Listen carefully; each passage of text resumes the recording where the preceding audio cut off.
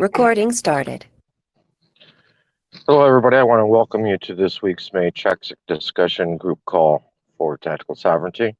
We're heading off in a little bit of a different direction this evening, October 3rd, 2021. And it's actually kind of interesting that we're doing this in October, we're doing this in the fall, because it seems like a lot of very interesting things have happened in the fall months. The information I'm going to be presenting, a lot of it is knowledge that's been gained over time throughout my life. There's a share of it that has really come strong to me probably the past 15 years and even more the past 5 years. And a lot of the stuff that was shown to me that I've seen helped make sense of things that had happened much, much earlier in life.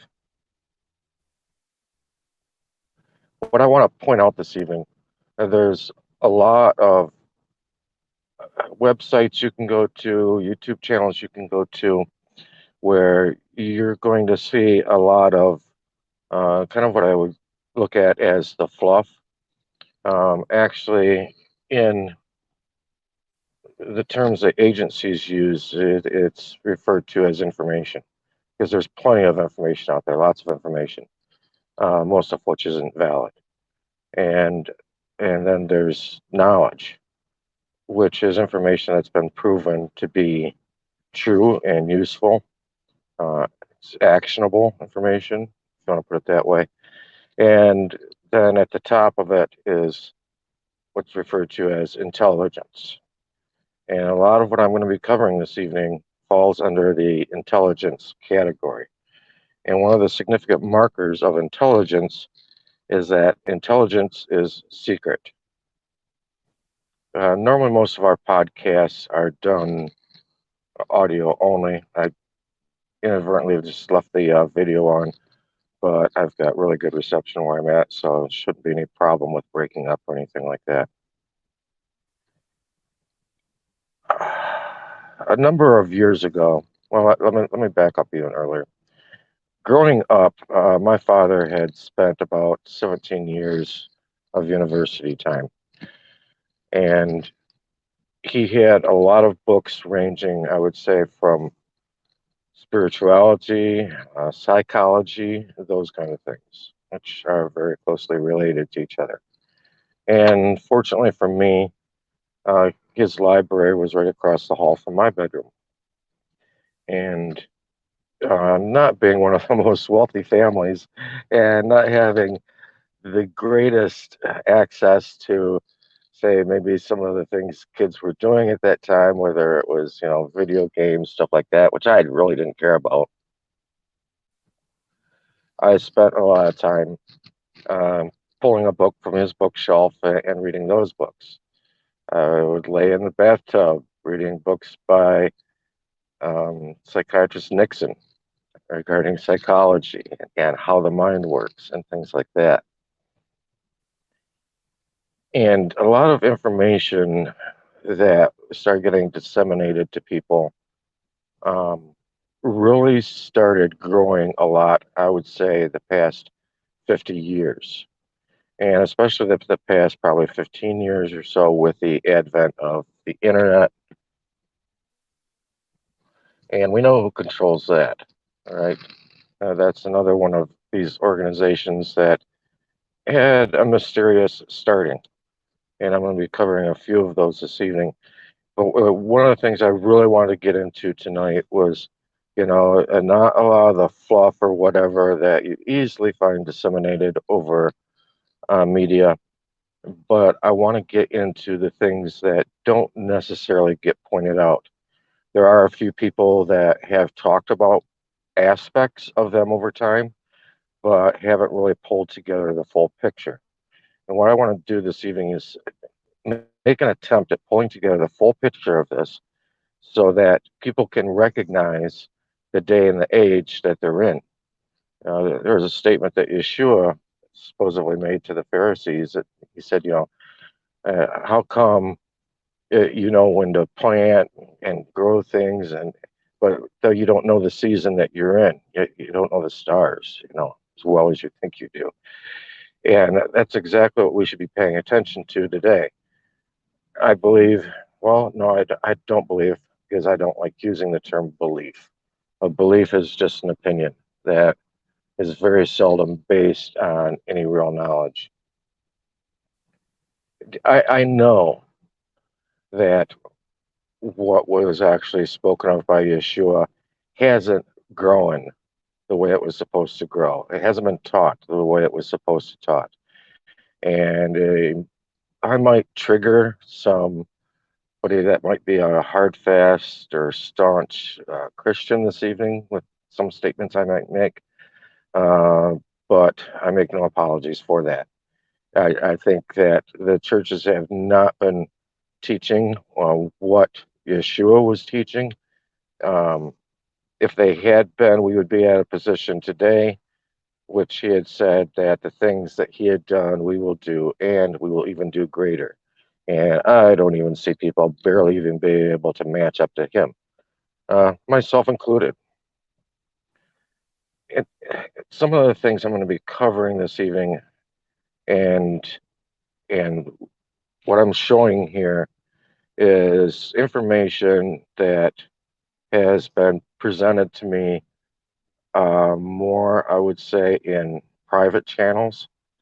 And I don't have a problem disseminating it this evening because the way it was presented to me wasn't necessarily in a secret mode, in my opinion.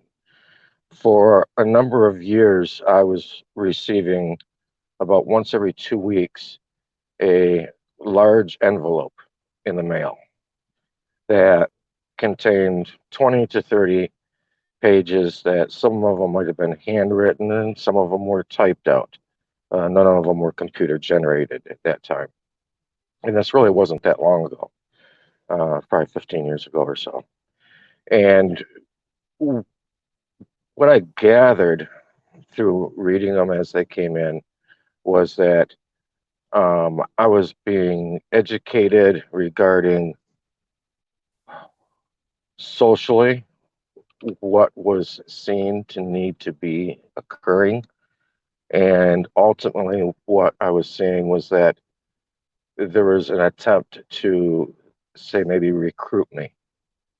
Now, I say I don't have a problem disseminating this information because it wasn't given to me, say, dear Brian Parker, and then at the end from John Smith or cordially Bob Jones or anything like that. It was presented to me in an anonymous form. So if there was something or someone to protect, I would think that possibly might have been stated. But since there was not a someone or something necessarily directly referred to, um, I don't have any problem in talking about these things. We know, well, not everybody knows. Many know that a lot of changes really started happening, and I'm going to just use the term America tonight. I'm not going to say United States or United States of America. There's conflicting ideas on what those things all mean. I'm just going to say America. And when I say that, I'm talking about the lower 48, basically. Okay.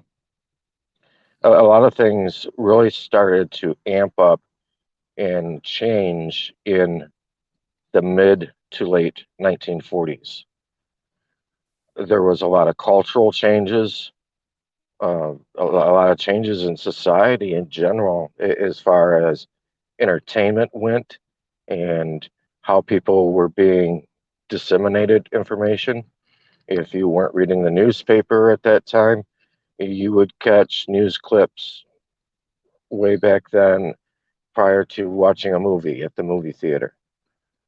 Back when you were spending, I don't know what, 10 cents or something like that to go to the theater and a couple cents for a soda. And so much has changed, and so much of the things that have been talked about and shown to people people today see these things that were spread back then and don't really think much of it. And for good reason, because they're not supposed to.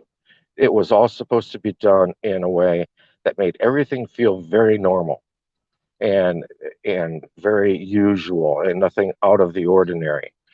However, back in the time that some people were talking about these things, and they weren't talking to them in the open to everyone. They would go to special groups, say like Dr. Richard Day. He had a closed meeting with a group of other pediatricians, I believe it was in Philadelphia, and he laid out these things. And many of the things that were told by him, those people kind of looked at him as, I'll use air quotes, the normies, maybe would look at someone like David Icke today. And they thought this guy was off his rocker. But if you go and read the things that he was saying in that speech, and that this was in 69. This is even later on from where I'm going to be starting at this evening. In 69, these people thought he was Looney Tunes. But if you look at these things today, it's like, yeah, what are you talking about? No big deal. That's the way things are done. But so much has changed, and people haven't really realized it. One of the things I paid attention to a lot in growing up was my grandmother. She died, I believe, just short of 101 years old.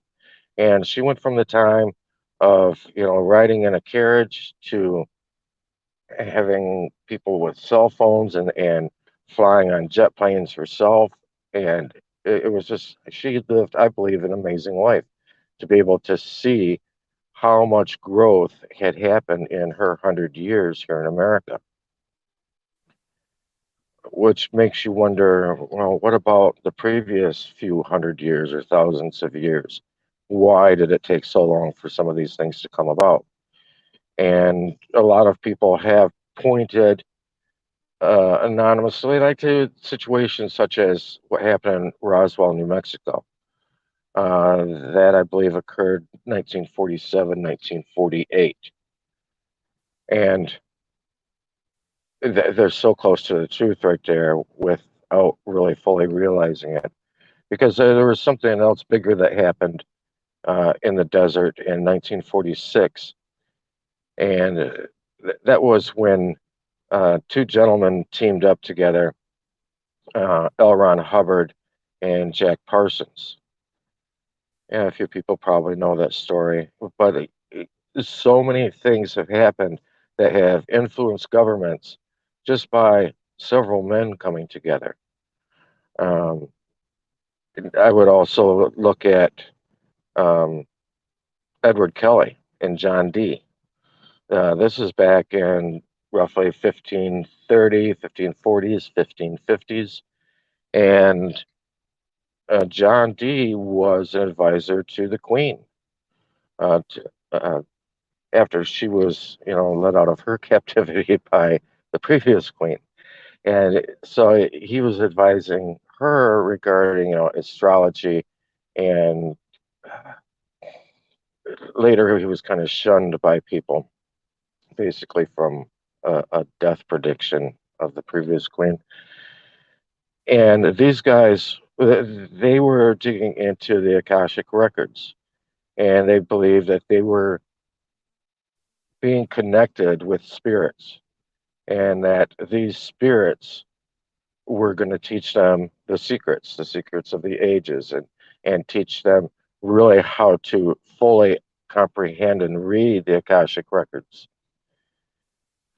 John Dee and Edward Kelly kind of ended up splitting because part of what this spirit wanted them to do was wife swap. And a lot of things that were getting experimented there was what you would call sex magic. And things really didn't turn out for them the way they wanted them to turn out. And even in John Dee's diary, much later on, when it was read, he stated in there, quote, I think the spirits lied to me. And that's one of the things that people need to watch out for when you're getting into these dark realms and dealing with this deep, dark, underground movement. And I'm just going to refer to it as an underground movement. There's some people who call it Satanism. I think that's too limiting, personally, because I believe there are many minions out there that are not promoting the real truth the way it needs to be told, but they are giving enough information, enough knowledge to people that they're able to advance their culture, advance society, in particular to advance those that have made agreements with them, which would particularly be governments and large corporations, probably more specifically, large corporations. And the same thing that occurred with Edward Kelly and John Dee was going on with the project called Babylon Working, which was performed in the Nevada desert near the Utah border. In fact, it's interesting, even today, if you were to go there in the Nevada desert where this happened at, it's called Devil's Gate. This occurred in 1946 at Devil's Gate. And if you go there today, you would find that it's a long trip to get there. And many of the roads are over an hour, actually, of your travel time to get to Devil's Gate is on dirt roads. And you have to make sure you really know the way to get there. You have to navigate carefully because it's easily sidetracked onto other dirt roads that go other directions. So I find it very interesting that nothing was done maybe to pave the way out there, even just as a tourist destination or anything else like that. But Jack Parsons and L. Ron Hubbard, and if you know those names sound familiar to people, L. Ron Hubbard started up Scientology, which is very big. I've several times been up near their campuses up in Clearwater, north of here. And Jack Parsons was responsible for JPL, which was called, well, I think he liked to probably call it Jack Parsons Laboratories. It was called Jet Propulsion Laboratories. And jet propulsion was something very new to people at that time. And that this was really a big boost and a kickstart to space agencies and things like that. NASA started about 12 years later in 1958 and was supposedly utilizing these things that Jack Parsons had discovered.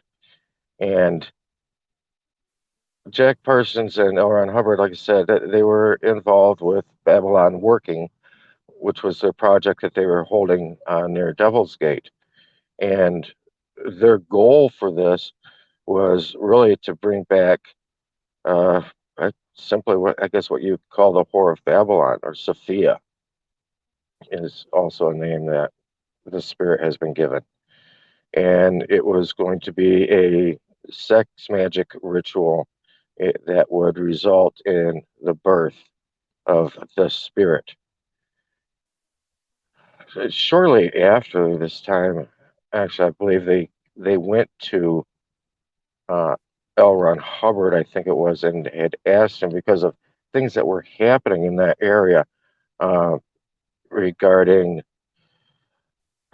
people that were not acting very sane, large rashes of crime of all varieties, but probably specifically uh, where true harm was being caused physically. I'll just put it that way. And officials went to them and asked, do you think you guys had anything to do with this? And the reply was, yes, I'm afraid we did. And part of the issue is that in these projects and things that are done, and I believe a lot of people are familiar with CERN, for instance, what's happening ultimately is a porthole is being opened up.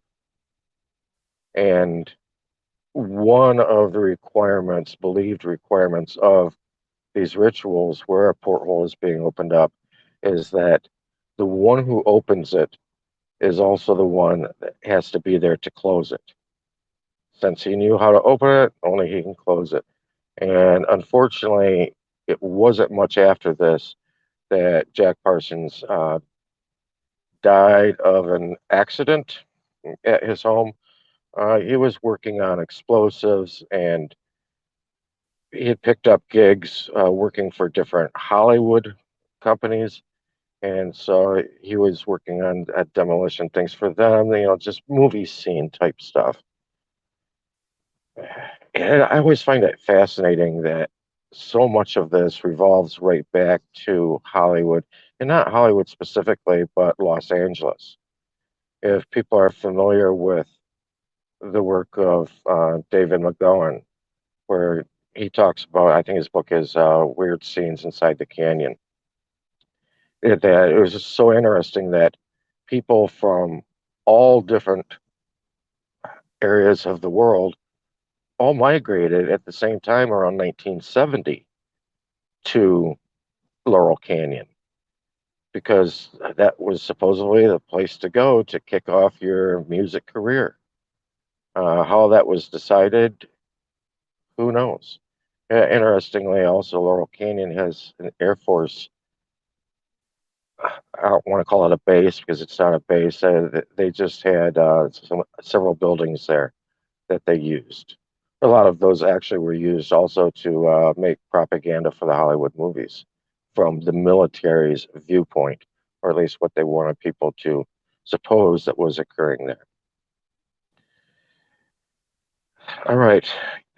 This event, 1946, with Babylon Rising or Babylon Working, I would also draw a correlation with this to much of the esoteric work of, say, the um, secret schools or the philosophy schools, the magic schools, however people want to term them. And these schools exist in probably, I think I've counted about 5 different forms. There's kind of a surface form that a lot of people see, where some of this knowledge will be taught at and will be shown at. A lot of those may be in different private clubs, I'll just put it that way, where the brothers meet. That would be more of a surface level. And then as you dig down deeper and deeper into the other levels, like I said, there's about 5 levels. At the core of it, you're going to find the definite secret groups that are teaching each other some of this work, some of this magic. If you look at a lot of the things that really aren't talked about scripturally, we should really be fully aware that there is not just one God. A Christian will tell you there's only one God. Well, that just means that they only worship one God, because that's what Scripture said. He said, "Have no other gods before me." Well, if there were no other gods, then this entity, supposedly referred to as God, wouldn't have to say, "Have no other gods before me." In Psalms, it's Psalms 81 or 82, talks about the Lord standing in the council of the gods, and where he was basically admonishing them and telling them that they were going to die like men. They may be gods, but they were going to die like men. And the reason for this is because what had happened, we know the general story of Satan being cast to Mount Hermon. But overall, what really happened is that there were angels that were placed over regions of the world. And when I say regions, I would say, think of it this way.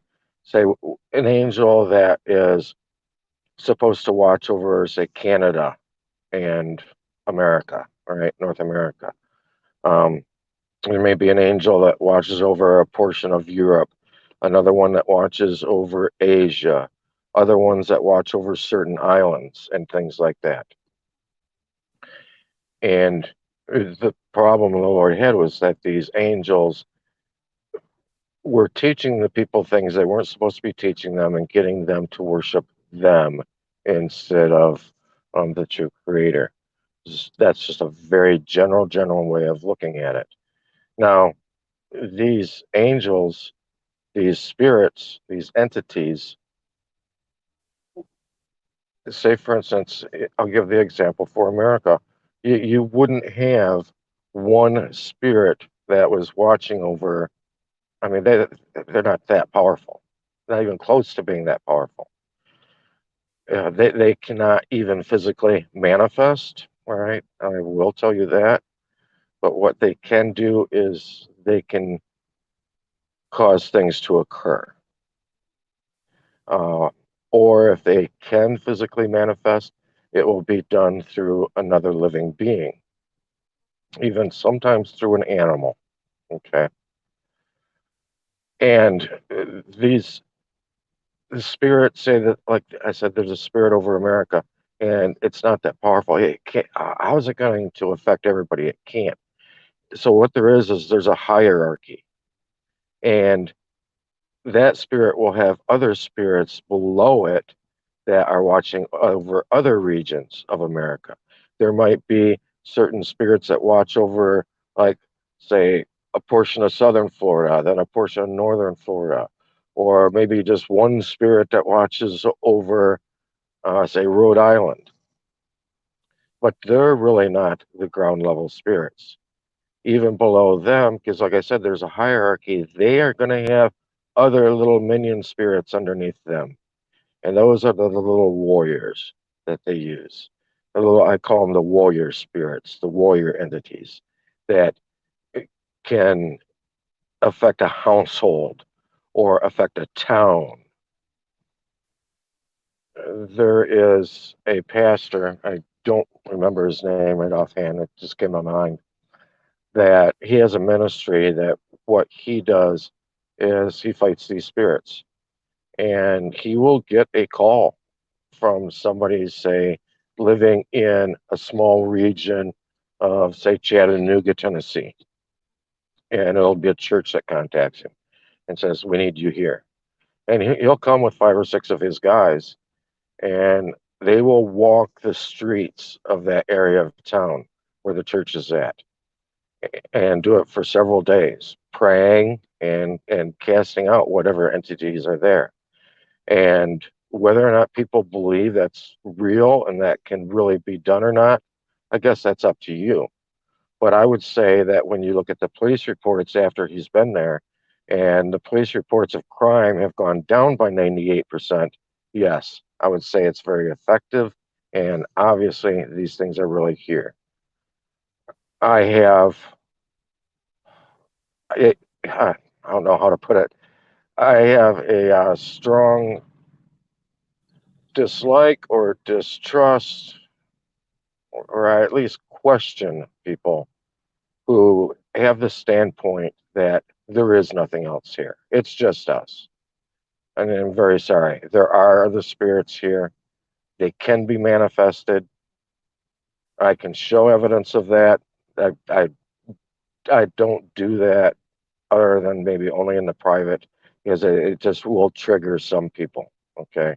And they need to comprehend what's being done to realize it's whether or not it's necessarily something evil that they are seeing. But after this occurred in 1946, I think it's very interesting to look at other events that occurred very shortly afterwards. And when I say shortly afterwards, I'm not talking like, you know, NASA being created 10 years later. I'm talking what happened the next year or two leading right up to that within America. Um, in 1947, 1948, some big things happened. In 1945, in fact, the Articles of Agreement um, were lodged, and those Articles of Agreement were for the International Monetary Fund, for the IMF. Shortly after that, the Cold War began. The first session of the United Nations was on January 10th. Israel, people will know that they split up Palestine in 1947. And in 1948, they declared their independence. Along came the Truman Doctrine. And a lot of people point their fingers at Roosevelt as being a horrible president. Personally, I would point my finger more at Truman. The Truman Doctrine really was established to help spread democracy around the world. And if we see the motivation of the US going into different countries, they always say, we've got to spread democracy. And I always think about what Reagan said, what do you say it was, the 5 or 7 scariest words ever is, I'm the government and I'm here to help. That couldn't be any more true than the Truman Doctrine, in my viewpoint. Um, 1948 also, the sound barrier was broke by the Bell X1.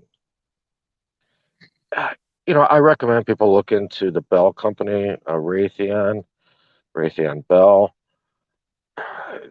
some of these other big companies that are being used out there in this art of war. I'm not going to go deep into this, but the Bell Company also plays a very big role in the Kennedy assassination not too long after this as well. A lot of the people involved with that actually were working for the Bell Corporation or went to Bell afterwards. And interestingly enough, this also ties into Howard Hughes. If people remember Howard Hughes and his big plane, the Spruce Goose, Howard Hughes was helping to funnel money. If I recall correctly, he really did this through creating a medical organization where they found it was easier to transfer money around medically through medical purposes than to say it was necessarily for aviation. Also in 1948, Raven Rock was created. Raven Rock is an underground base, I guess if you want to call it that, near DC. And it's a fully functioning town, put it that way. Bell Labs also invented the transistor in 1948. In the United States, the National Security Act, NSA, was also instituted by Truman. I think everybody loves the NSA. Mobile phones came about in 1948. Artificial intelligence was written about by Alan Turing. And I'm sure at that time when he was writing about artificial intelligence, I mean, people are thinking, what's this kind of like, Star Trekky type stuff probably to them back at that time. Holograms were being shown by Dennis Gabbett. And at the same time, isn't it interesting because they've got to keep everybody's kind of focus somewhere else. And one of the more popular movies came about at that time called Miracle on 34th Street. All of these things that were being pushed to try that they're being created and being shown this information by these other entities. And there's been many people that were precursors to a lot of this. Like I talked about with Kelly and John D. You can go back to around 1900 with Crowley, Aleister Crowley, and the creation of his religion, Thelema. Um, and it was interesting also that, Babylon Working was done in 1946, and I believe 1947 is when Aleister Crowley died, a year later. Now, at the same time, for these spirits to really be able to take over and influence things, we need to recognize the patterns in society that have been done. A lot of it, gosh, it seems like it's instituted smooth as silk. It just kind of rolls into society. People don't even pay any attention to it. But then when you look back, it's like, holy crap, how did so much change in such a short amount of time? I've got so much paperwork on these topics. It's like, where to start? So I'm just going to go to some very basics that others have shown, but they haven't really given you the premise behind it. And there's some main ideas that were going to be used and some basic principles behind them. There's essentially four that have been identified. One is to demoralize the people. And this change for demoralization takes generations. And while things are getting demoralized, once things have been demoralized, it opens the door for other things to where then you can implement destabilization and destabilize the people, which only takes a short amount of time, under 5 years. One of, I think, the best examples to comprehend destabilization is, think about, somebody that's strong, they're an athlete, they're good on their feet, and they're standing on the sidewalk, and you want to knock them over. Good luck with that, right? Well, destabilization is like taking that athlete and putting that athlete on an ice skating rink. If he's standing on ice, how easy he to push then? You can push him all around that ice rink. And to me, that's a good example of destabilization, because you're taking their foundation, you're taking their underground away from them. After destabilization, along comes crisis. I'd look at it also as kind of subversion. This only takes a few weeks, and I think people can look back in the past year and see, yeah, it's very easy to bring across the crisis, to instill a crisis on people. I think back in my life of all the different crises that have happened, all the different enemies that America was supposed to have. And every one of them have been invisible. You really can't point to one of them. Whether it's Middle Eastern hatred. I've been all over America. I've lived among a lot of people, lived next door to some of these people. I've not seen this hatred really necessarily from them. A lot of what I see from those people actually is they are even more easily controlled by government than other people are. They're more fear of government than anyone is. After the crisis comes through, then they decide how they're going to handle the crisis, how to prevent the crisis, and this process is called normalization, and it becomes normal for everybody. I'll think of a lot of the children today, 3, 4, 5, 6 years old. Well, if everybody's still wearing a mask 10 years from now, they're not going to think anything of it. They're not going to think there's any big deal to it. They're not going to realize that this is actually psychological warfare. It's not just psychological warfare, it's economic warfare. Um, I'd actually prefer to add the T word to it, terrorism. And the principles that these people use, that this dark underground uses to instill these things, will probably sound crazy to some of you listening. But when you stop and think about events that have occurred and things that you've actually seen with your own eyes, it's easy to put some of these labels of these principles on these things. One of their main principles that they came to realize that makes a lot of this so easy is that, you know, when people believe in a power, you can use that to manipulate them. You want them to believe in some sort of a god or believe in Mary or, whatever man-made religion you want. But when you do that, then you can manipulate them through that religion. One of the sadder things that was found that they implemented and do implement is their principle regarding the use of this power. Is they found that, it's basically, I call it the principle of abuse that they use. Because they believe the more people are abused, the more they're going to want the abuse.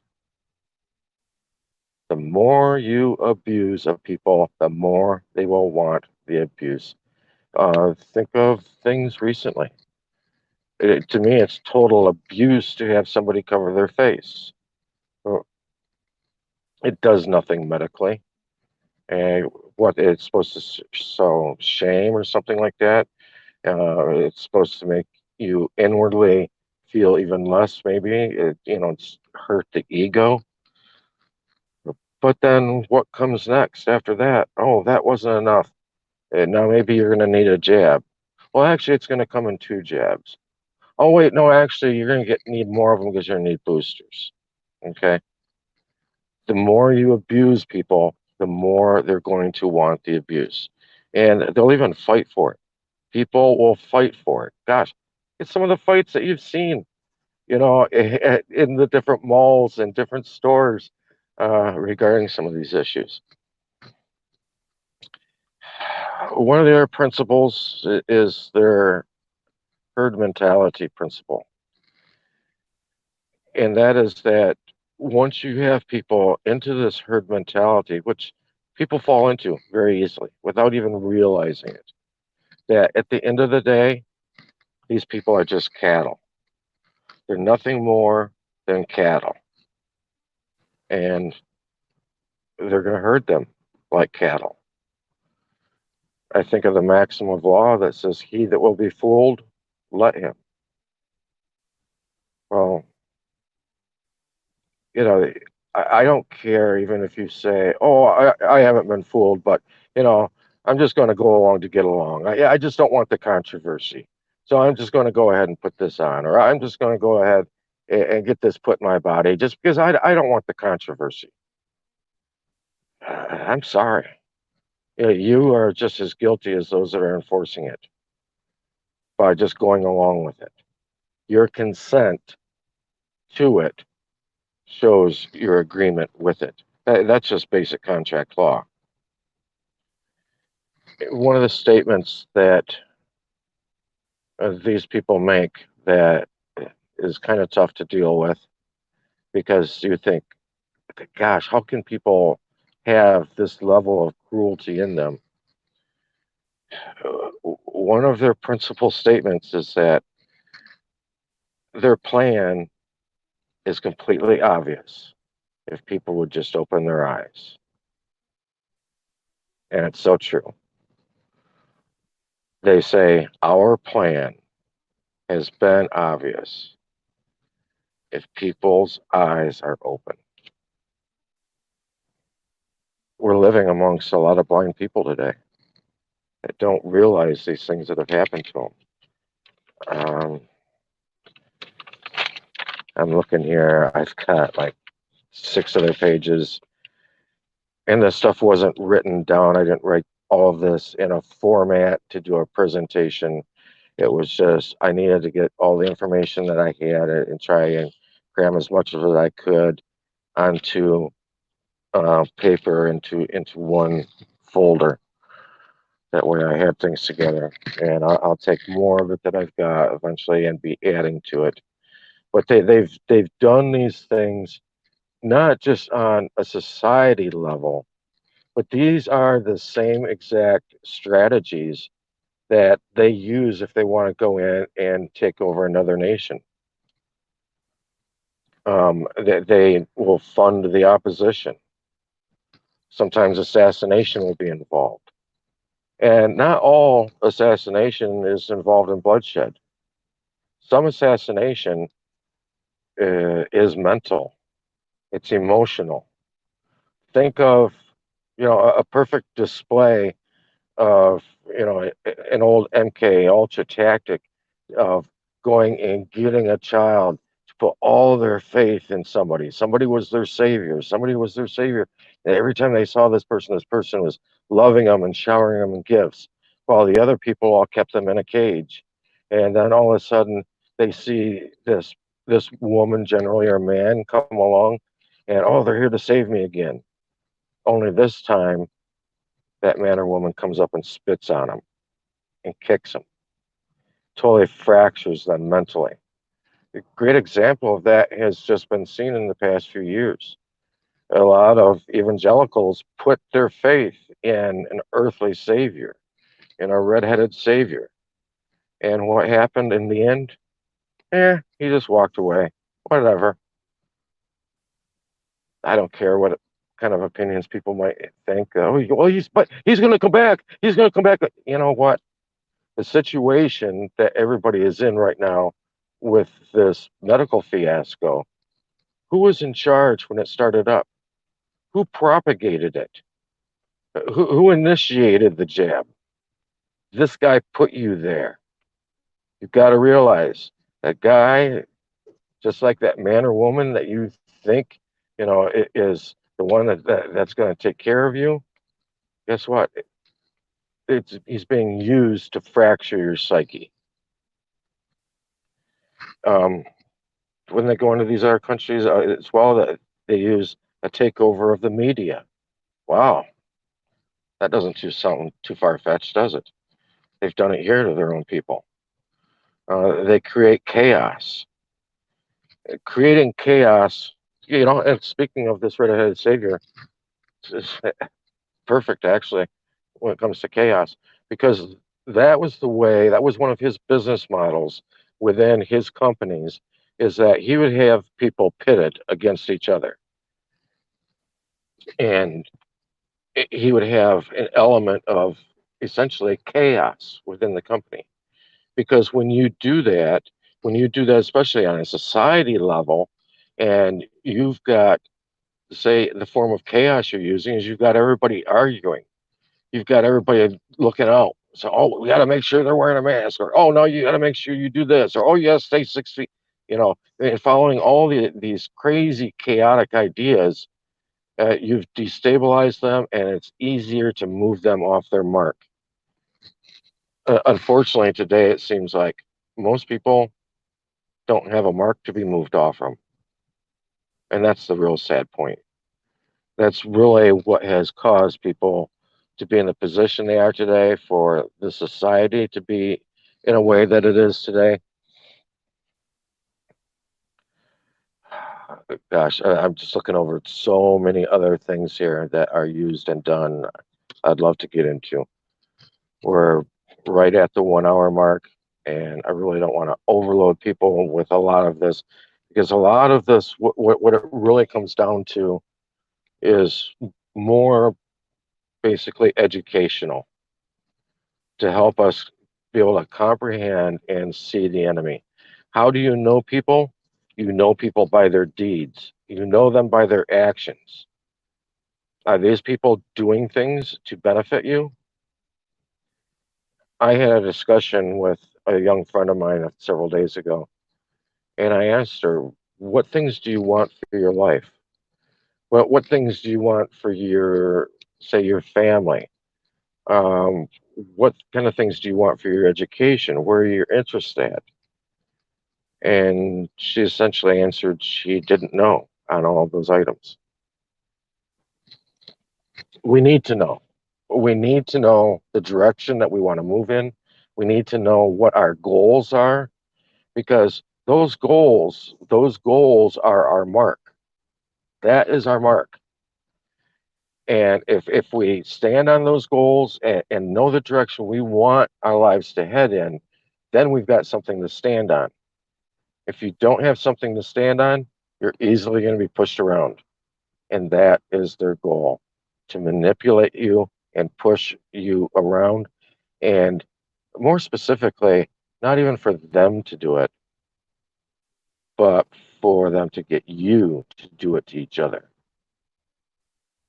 And that's what we're seeing, probably more prevalent than anything today. Some of their ideas and their philosophies, I will say, are completely foreign to the way most people think. Because the way a lot of us think, we think on a basis of morality. Well, they don't look at a basis of morality. Like I just showed a moment ago, they see you as cattle, they see you as animals. All right. So when they look at animals, say for instance, they look at the lion. The lion, in order to feed its cubs, it's going to have to go out and kill a few rabbits. Well, guess what? That's the way they see life. And you're one of the rabbits. Is that moral or immoral? No, it's not. It's just nature. That's just what it takes for one species to survive. Another must disappear. Another species might have to be the fuel for the survival of someone else. And they don't see this as a moral issue. They don't see this as a right or wrong issue.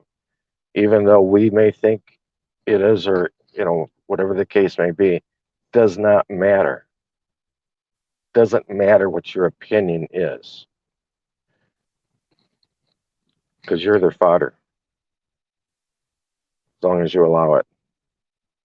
And unless people really wake up, there's a lot of people claiming to be awake. I say no. I say there's a lot of people that are aware. They're aware there's an issue. They're aware that there's problems, but they're not fully awake to it. Once you see their methodology, know their methodology, and can identify their methodology, you immediately are way more than just aware. You're awake. You're seeing it. You're watching it in action. Most people don't know what they're seeing. They know there's a problem, but they don't fully know, they don't fully comprehend what they're looking at and what's occurring. I know before this whole current situation occurred, I went to a grocery store one evening. It was about 8:30 in the evening. And this grocery store chain normally closes at 11 o'clock at night. And I was walking up towards the front door, and a gentleman in a suit and tie was walking out. He was the manager. And he said, "Oh, sorry, sir, we're closed. We're closed early this evening." I said, "Closed? Aren't you normally open till like 11?" He says, "Yeah, but we're going to be closing early now, a couple hours early." I said, "For what?" He says, "For cleaning, because of the you know what." And I thought, wait a minute. When you close at 11, you can't clean between 11 and 1. Use that 2-hour time frame. You can only use the 2-hour time frame from, say, 9 o'clock in the evening until 11. Only then can use that for cleaning. No, you're closing early for a reason. You're. I was like, I knew right then something was coming, because right then I saw the beginnings of them trying to cut the economy and slow down the spread of and the growth of any economic action at all. They wanted to slow down the economic actions. And what was created has been what I call a modern day banker's holiday. The banker's holiday that was done 100 years ago was very easy to do because people's transactions all originated at the bank. And so all they had to do is shut the bank's doors. Well, today that's not the case. You've got debit machines at the stores. Um, you've got people using credit cards. There's a lot of other transactions going on.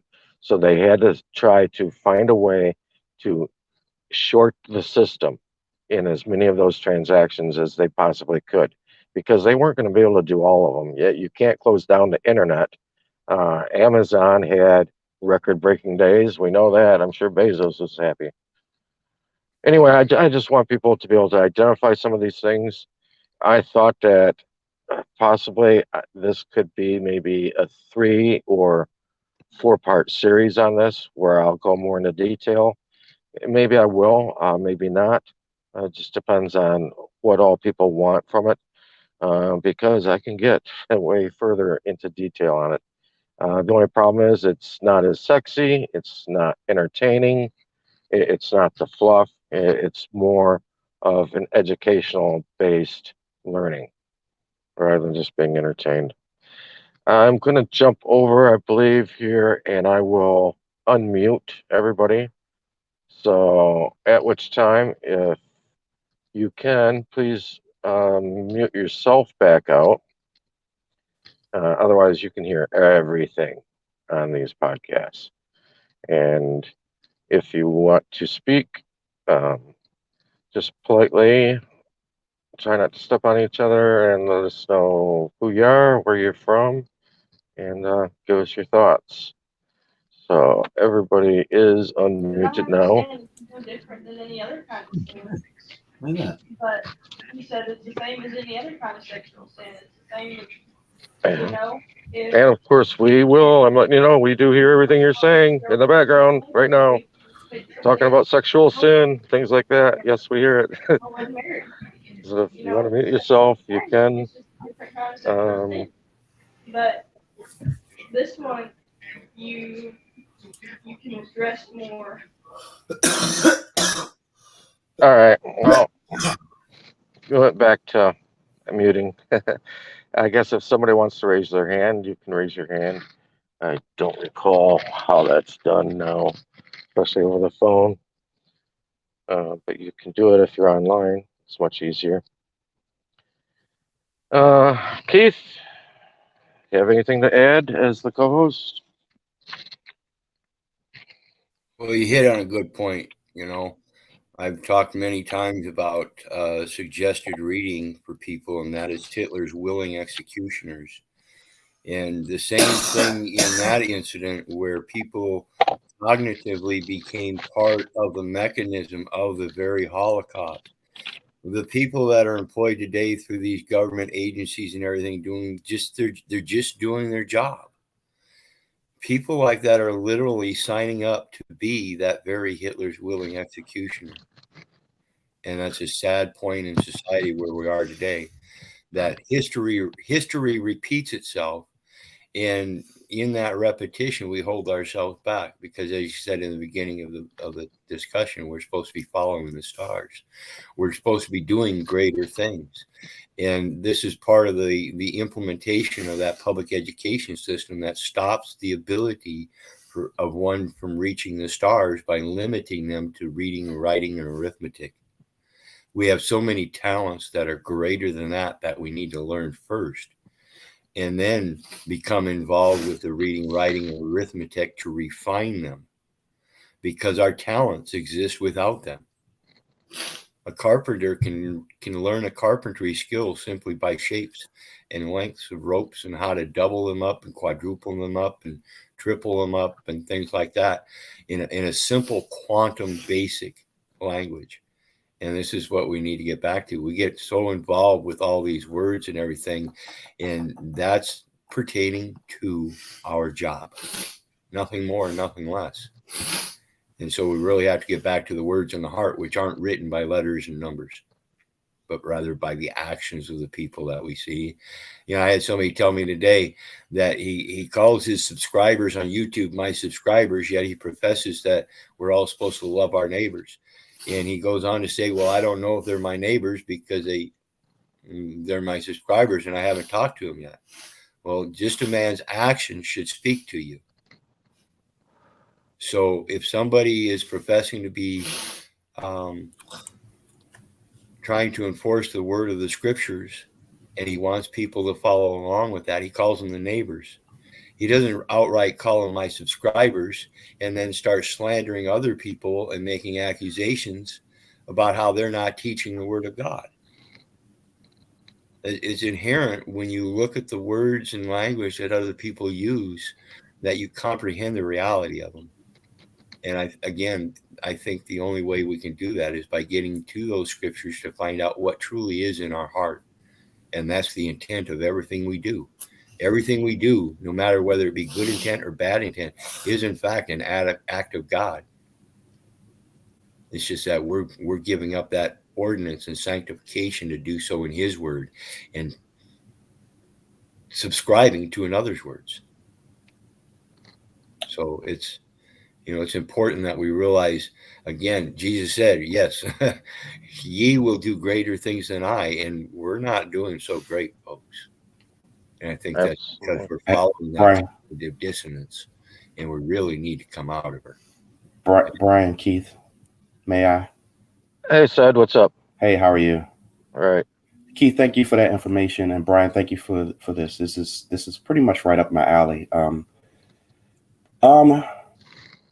The information that to me, I feel like everything that you described is somewhat, especially towards the end, is somewhat what is described as the Hegelian dialect, where they create a situation, and in the end they're going to move people the way that they want to move them.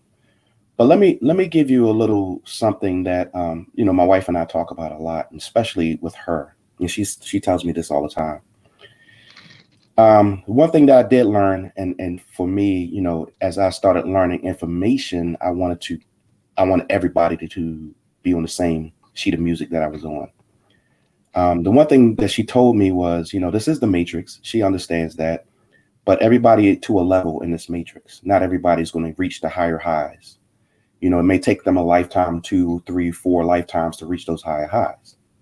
We just happen to be the ones that be blessed to be able to see what's going on. And even with us seeing what we're seeing now, doesn't necessarily mean that we're going to reach that higher high. It's still going to be a situation where we have to work through whatever it is that we have within us, around us, to get past this point.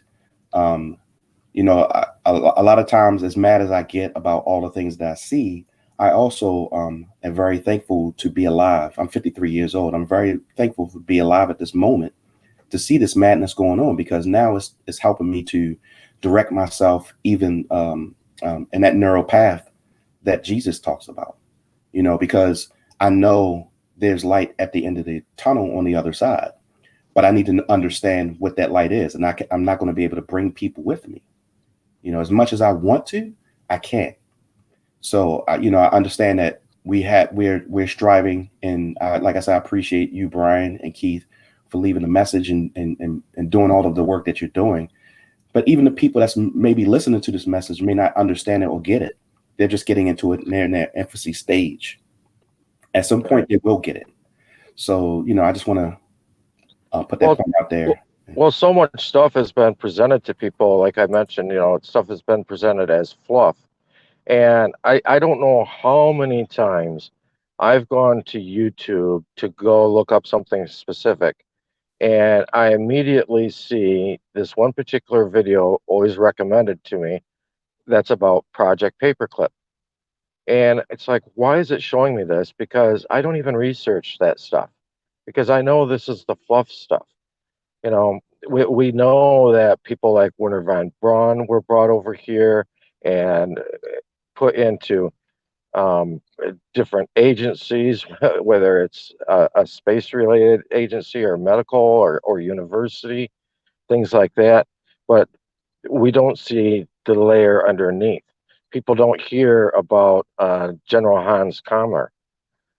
General Hans Kammler was really the heart and soul of what was happening at that time. and he knew more of the gory. Put it this way: he knew where the bodies were buried. All right, and when they apprehended him, they spent 10 months interrogating him. How much knowledge, how much intel does somebody have that it's going to take you 10 months to interrogate this individual? And then afterwards, nobody knows his name. People haven't heard of him. He was just disappeared. I really doubt that he was put in a cushy spot somewhere else or anything like that, because this guy was too much of a madman. He couldn't stay mellow or hidden under a new name or anything like that anywhere. There's a book out actually about him called The Hidden Nazi. I would recommend to people. It's funny you say that as well, because I ran into an article that talked about the Bush family and their origins. In this article, it talks about them actually coming from Germany, and obviously they had a name change. There again, I read the article, and you still have to go through more research. But they have pictures, they had different things there with that. But it's just the thing is, there again, those who have eyes to see, let them see. Those who have ears to hear, let them hear. And they show it to you all the time in TV. One of the things that just sparked in my mind, I don't know if you remember the TV show called Fringe that came out some years ago. There was an episode where they had a guy that was a Nazi scientist that they were hunting down, and he created this. It wasn't a vaccine, but he created this sort of gas or something of that nature, where it targeted people with blonde hair or brown hair. And when I saw that instantly sparked in me was, why are they showing that? Especially if I can't say anything out of the ordinary about what happened to Jews in Nazi Germany without getting bashed. How are they putting that on TV? Because they're telling you that, they're telling you everything that they're planning on doing. Yep. Yeah, you can't pick out just one little sector and say, yeah, you can talk about this, but though this other sect, no, you can't talk about them. That's not the way things work. All right. Well, I would say I could try and unmute everybody again. There's a whole lot of background noise last time, but I'll give it a shot here. If we've got, say, one other person that wants to come forward with anything, feel free. Real quick, go check on. All right, so everybody's unmuted again. If anybody had anything they want to come forward with, feel free to do so.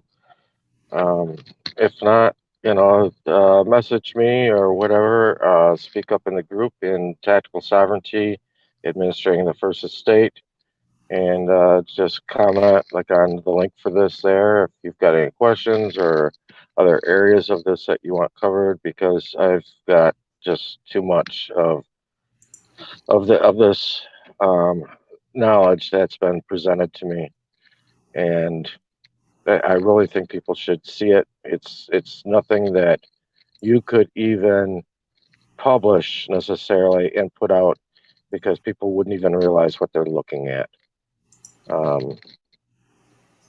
It's that deep and that severe. That's why I tell people every week, you know what, you want to be able to have the eyes. People say, what does it mean to have the eyes? You know what? You have conversations with your creator. You let the creator know, yet you deeply desire to know some of these things. You want to have the eyes. But let me tell you at the same time, you've got to be careful what you wish for, because there are penalties that will be paid if you want to get the information. There are things that may need to be missing in your life. There are a roadblock to you, and the creator will allow those things to be removed if those things are a roadblock. It's got to find out where your heart's really at, what you really care about. This is why I always say, if you want to learn, start looking into where you're really from, where you're really at, and who you really are, because they've deceived everybody on all three of those items. And that's one of the best methods of destabilization right there. Keith, did you want to sign out? Brian.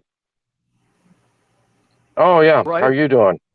What's up? Okay, this is Ken. I want to ask a question and make a couple comments. Was there a problem with your program last week? Because I wasn't able to get on it on the telephone. Not that I know of, no. Okay, maybe it was just a fluke on this end. I appreciate you, as the other gentleman said, I appreciate you putting on this program tonight and sharing this information. And I would like to, if others agree and others want to hear, I would like to learn more about this and for you to share some additional information. I also want to ask you, do you know a gentleman named Larry Napier? It sounds familiar. Well, Larry Napier is associated with a company in this country, and I guess I don't know him personally. I only know him from listening to his presentations. But he runs a program every week on Saturdays for about an hour, along with a woman named Thea from Israel. It is called Rediscovery of the Heart. And they talk about many things, but one of the things they talk about is the difference between the ox and the lion and where people are and how our life really needs to be about images of the heart and not, the everyday stuff that we involve ourselves in. I just think that some of what he talks about is in line with what you're saying also, and that might be of interest to other people, and it's called Rediscovery of the Heart. Absolutely. Rediscovery of the heart, Lion of Judah, as opposed to ox of the mind. The mind is the one that is enslaved and hides the true intent of the heart. This is very true. Larry Napier, yes, I'm quite familiar with him. And that is an awesome explanation. He does an awesome explanation of how to think about things. And I recommend that as well. Because when we talk about this lion and ox deal, I am no longer the ox and now the lion. I bring forth the word of Judah, the house of our Father which art in heaven. And I will do that to the end of my day. With that, I yield. Thanks for bringing that up, brother. I think, thank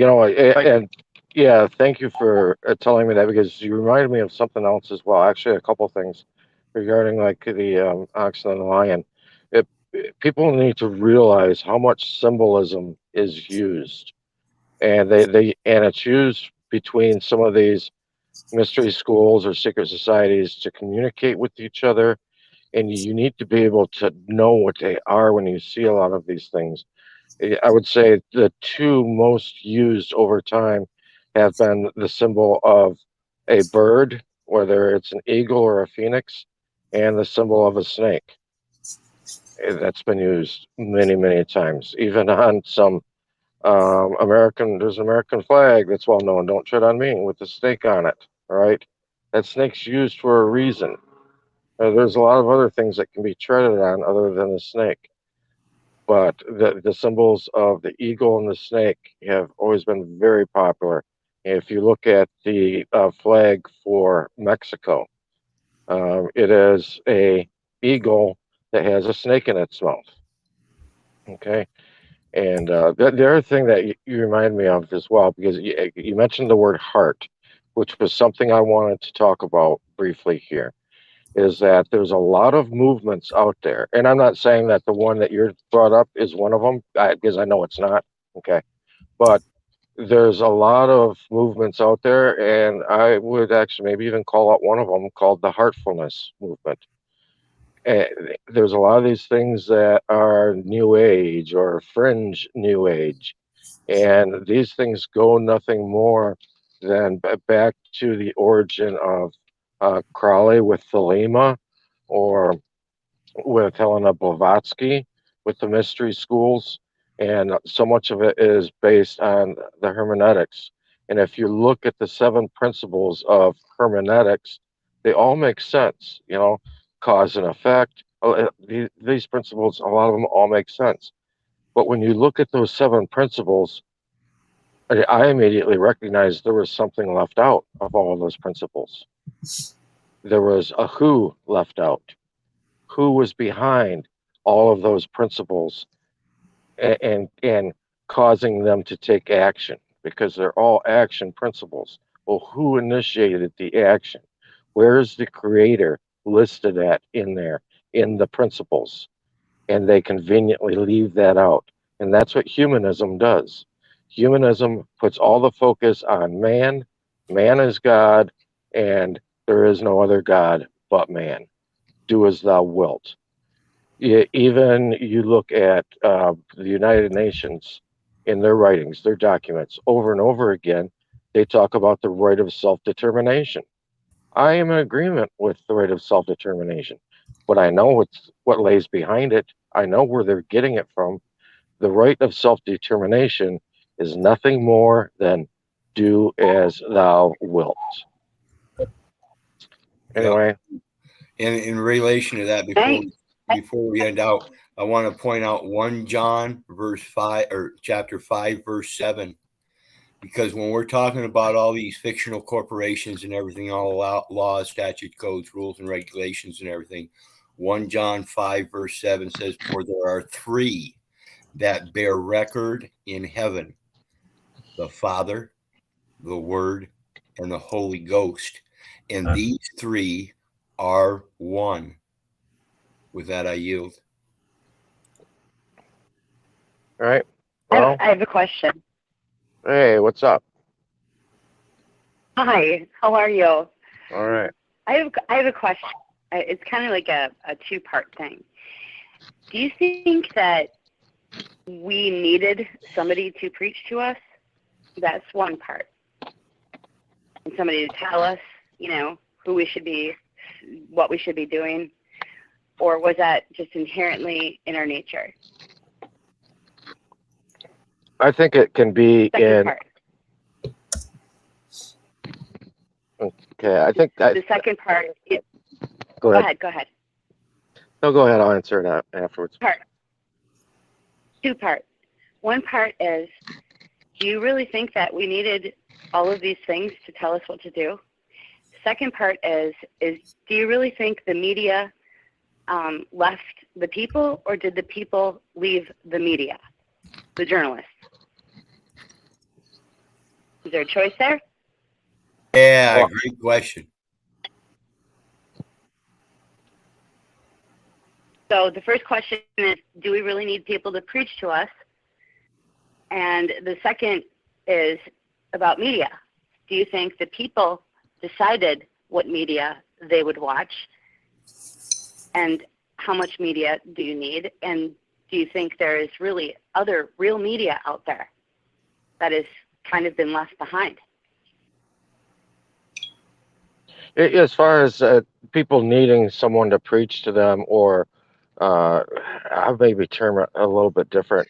I would term it maybe as to show them the way, really kind of put it that way.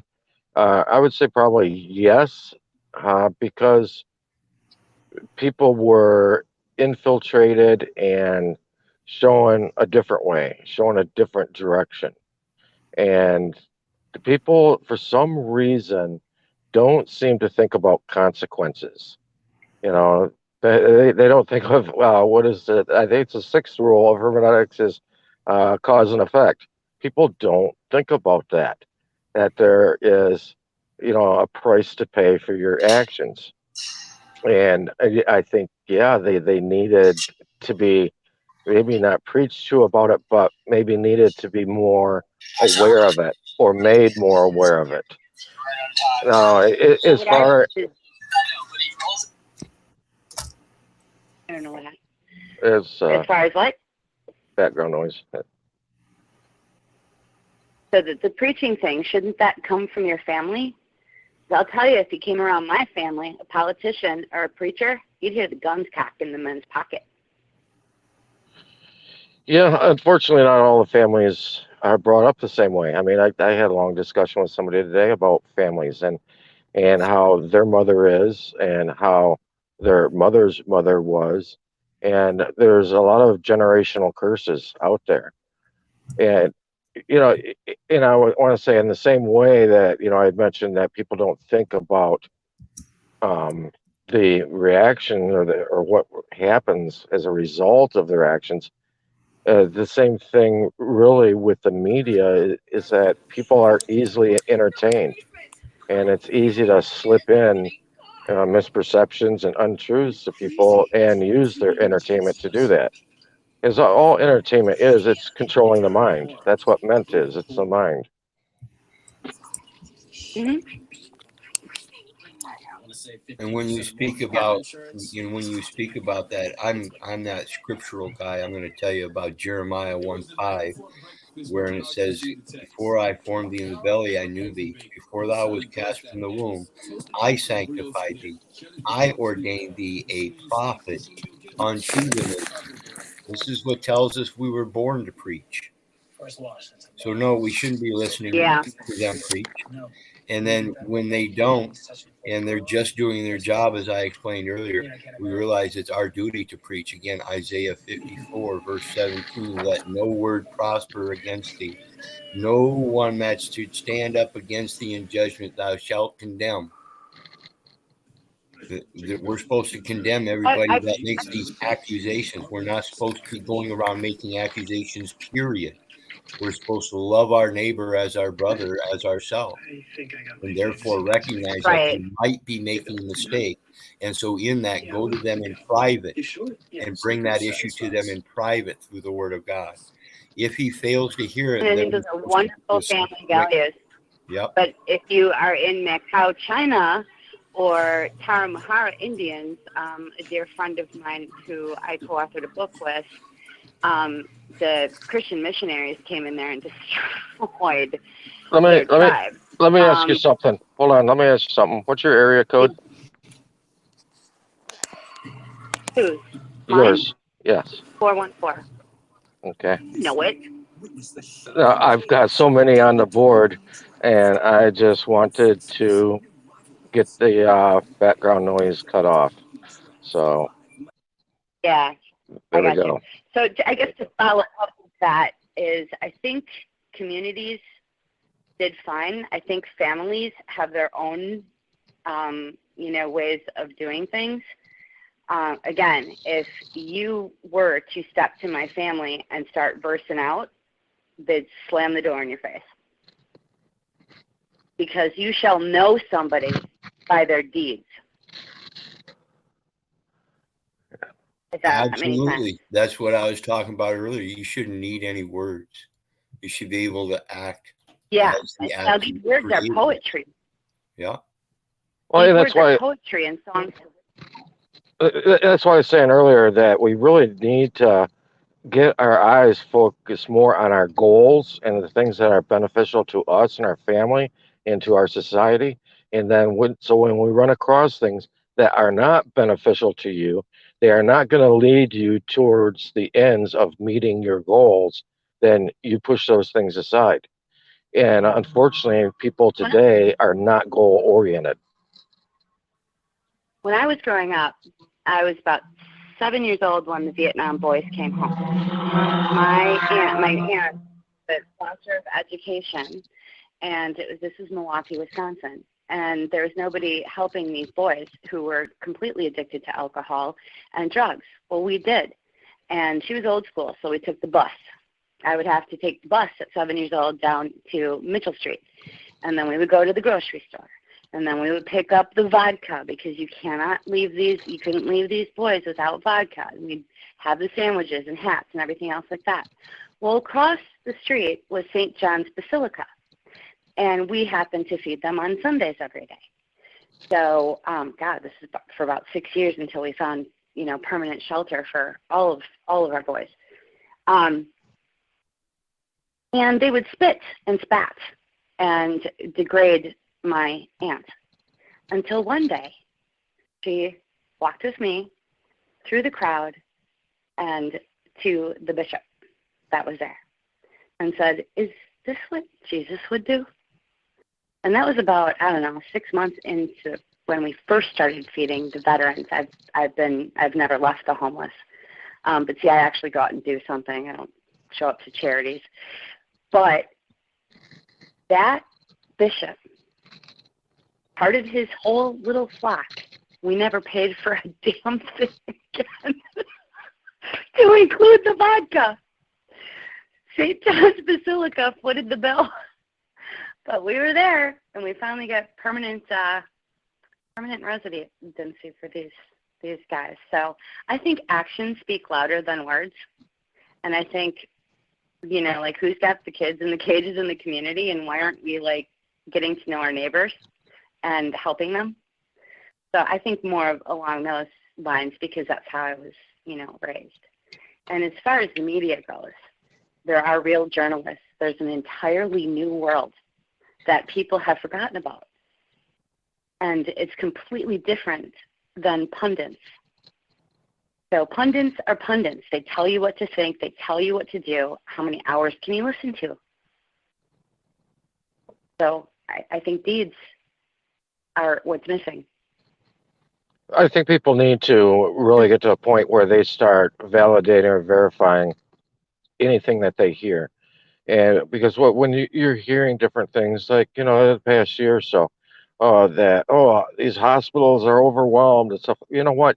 You can go to the CDC website and go and look up, like, the state of New York. What is their occupancy rate for their hospital beds? They've been at 5 to 7%. I'm sorry, 5 to 7% is not overwhelmed. And the same thing, even Well, if you're. We know the agenda. We know the agenda. So if you talk to medical professionals, the agenda is really to get people stuck into the machines. It's not about the vaccine, because most people have been vaccinated in the United States. It's just, you know, it's another thing to dumb them down or harm them or make them sick. It's got nothing to do with that, because the medical professionals are not being forced to vaccinate. They're not. That's a lie. So when you turn on real news, you'll get that information. But those are PACs. Those are paid for PACs, like the nurses that are anti-vaxxers and screaming, and it's the libertarian PAC that pays them. Yep. It's a kickback club. Well, people need to watch their sources of information and their sources of knowledge. And it's the same thing. I see so many of these crazy YouTube channels that are supposed to be like truther channels out there. And a lot of the stuff that they will be spreading are just total lies. I mean, I'll sit down and listen to one of them, and I'll stop it like every 30 seconds, and I'll go and research. Is what they just said true? Nope, totally bogus. And no, I'm not getting my. Hollywood moved to YouTube. So Right. all of these are multi-millionaire franchises of highly skilled, trained professionals that you're listening to that pretend like they're you and I, but they're not. So we have hand in glove wars, but the real media is winning. It's winning. You know, people are going, just shut up, everybody, and start to do something in your community. And that's really starting to wave back. And they know that. The oligarchs know that. Won't be long, about 3-4 years, before people really get a cue on who's who. Then you're going to see doors slam. Well, you know, Walsh, who was a decent guy back when the John Birch Society, when he started that up, back when it was decent. You know, he said that the time will come where basically those oligarchs are going to be running naked down the street. And I think it's time now that we disrobe them. I would agree. And it is happening, and it's only us that saves us, not in the way anybody else sees fit. Yeah. Just in basic character and by the deeds. And it's just really simple. And not everybody will be saved. If there's ones out there that choose to willingly be fooled, there's nothing you can do about that. You are only responsible for your own salvation. Period. When you invest in one another, not in how somebody else sees fit, but as how, you know, what can you build together? Wow, that's explosive. So, and that really makes change. You become the change, and people follow. You open up the doors for those that reciprocate. And geez, you got to look deep in people's eyes now. So, yeah, thanks, though. I mean, this was just like, wow, you guys knocked it out of the park, Keith and Brian. It's great. I'm glad you enjoyed it. Yes, And Stronghold glory off goes of to him. people's. what was that, Keith? I said, yes, all glory goes to him, all in my spirit. Absolutely. Indeed. Well, until next Sunday night, people, Sunday night, every Sunday night, Lord willing, the creek don't rise, 9 p.m. Eastern time. Everybody have a wonderful week. Yes, thank you, Ron. Bye. Thank you, guys. Thanks, guys. Yeah, Good night, thank you. everybody.